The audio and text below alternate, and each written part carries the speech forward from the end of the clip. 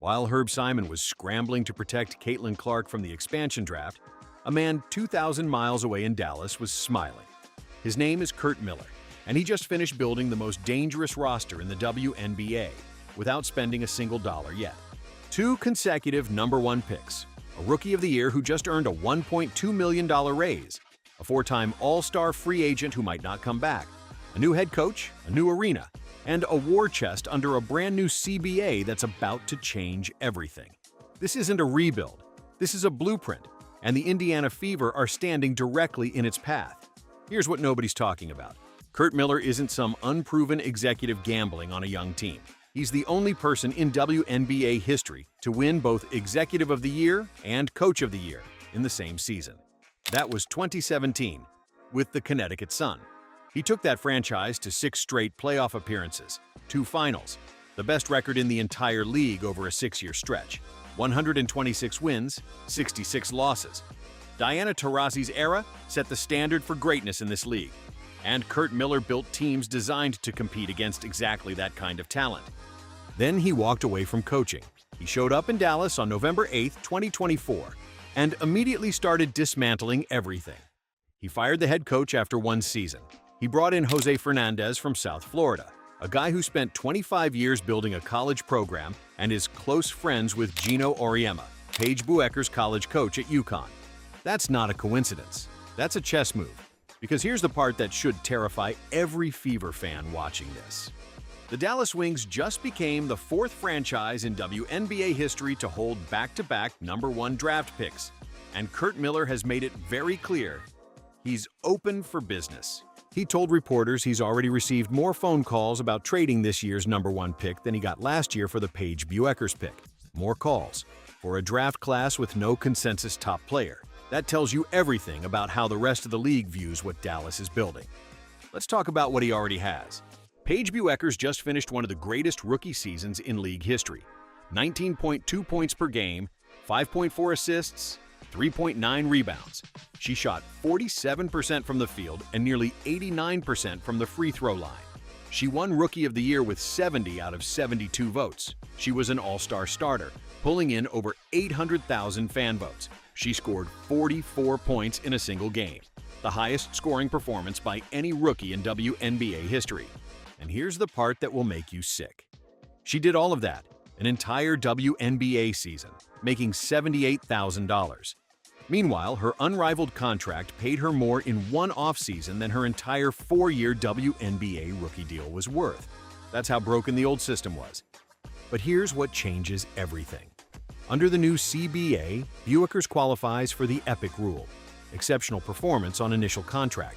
She made all WNBA second team as a rookie. That means she can renegotiate into a max deal.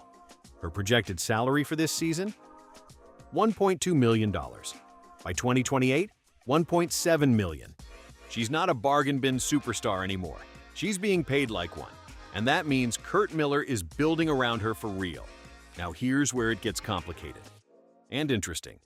Arike Ogunbowale, 4-time All-Star, All-Star Game MVP, the franchise's longest tenured player. She's been in Dallas since 2019, longer than anyone else on that roster. But last season was the worst of her career. 15.5 points per game on 36% shooting. She missed 15 games through injury and didn't play after August 10th. And now she's a free agent. Curt Miller has called re-signing Arike priority 1. He's praised her loyalty. He's had Jose Fernandez work out with her personally during the unrivaled offseason. But here's the tension. If Dallas drafts a guard with the #1 pick, analysts say Arike is gone. There aren't enough minutes, or enough basketballs, for 3 ball-dominant guards. Which brings us to the pick.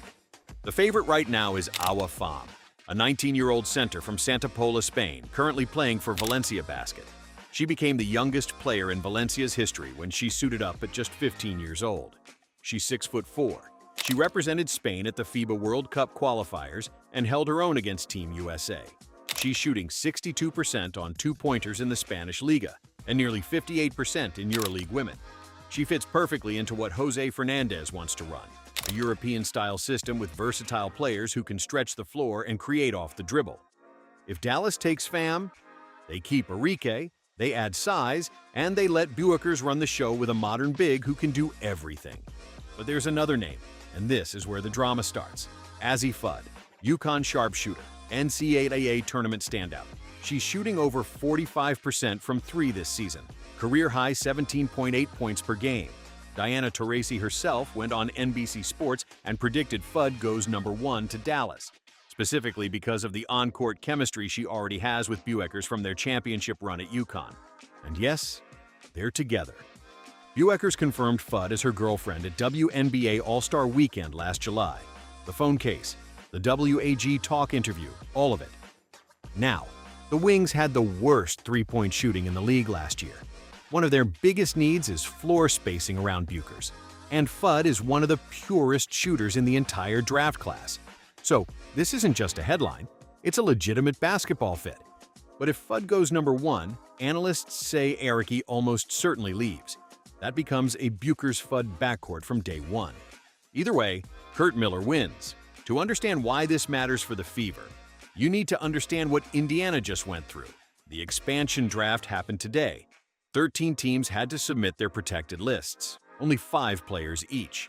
For Indiana, the first 4 were obvious. Caitlin Clark, Aliyah Boston, Kelsey Mitchell, Lexi Hull. That's the core. But that 5th spot? That was the knife's edge. Sophie Cunningham, the fan favorite, the veteran shooter, the player who brought toughness and identity to that locker room, was almost certainly left unprotected. Analysts pointed out that if Portland or Toronto select her as their one unrestricted free agent pick, they can offer her the Supermax, up to $1.4 million. That's a number Indiana might not be able to match. And then there's Michaela Timpson, second-year player. Raw potential, cheap rookie contract, the kind of long-term asset you protect even if she barely played last season. That's likely who got the 5th spot, which means the Fever are trying to hold their roster together with tape and hope, while Curt Miller is sitting in Dallas with 2 franchise cornerstones, a top pick, mountains of cap space, a 4-time All-Star he might re-sign, and a brand new CBA that lets him spend like never before. The contrast is painful. Herb Simon's Indiana Fever have been the feel-good story of the WNBA for 2 years. Caitlin Clark put them on the map. But good feelings don't win championships. Rosters do, depth does. And right now, Dallas is collecting assets while Indiana is trying not to lose the ones they have. This is what a real front office looks like when it's building something. Miller took the Connecticut Sun from nowhere to 2 finals appearances. He was named the league's first ever Executive of the Year for a reason. He knows exactly how to build around a generational talent, because he's done it before. And here's where it all comes to a head. May 9th, Wings versus Fever. Paige Bueckers versus Caitlin Clark. The 2 most hyped rookies in consecutive drafts, Sue Bird and Diana Taurasi, were the last pair who generated this kind of anticipation in back-to-back classes. And now, they're on opposite sides, with rosters heading in completely different directions. Bueckers already has a running mate in Azzi James. She's about to get another one with the #1 pick. She's got a coach who was handpicked to maximize her game, a GM who took Connecticut to 2 finals and knows exactly how to build around a superstar, and a salary that finally reflects what she's worth. Clark? She's got Aliyah Boston and a lot of question marks. Mitchell is a free agent. Cunningham might be gone. The Fever still don't have the kind of depth that wins in October. And every day that passes, Dallas gets stronger while Indiana holds its breath. Curt Miller said something when he took the Dallas job that should have been a warning to every franchise in this league. He said, "Now is the time for the Wings." He wasn't being dramatic. He was reading a blueprint out loud. The Dallas Wings went 10-34 last year. They were the worst team in the WNBA. Nobody took them seriously. That was the point. Because while everyone was watching Caitlin Clark highlights and celebrating Indiana's rise, Curt Miller was in the background, stacking the deck.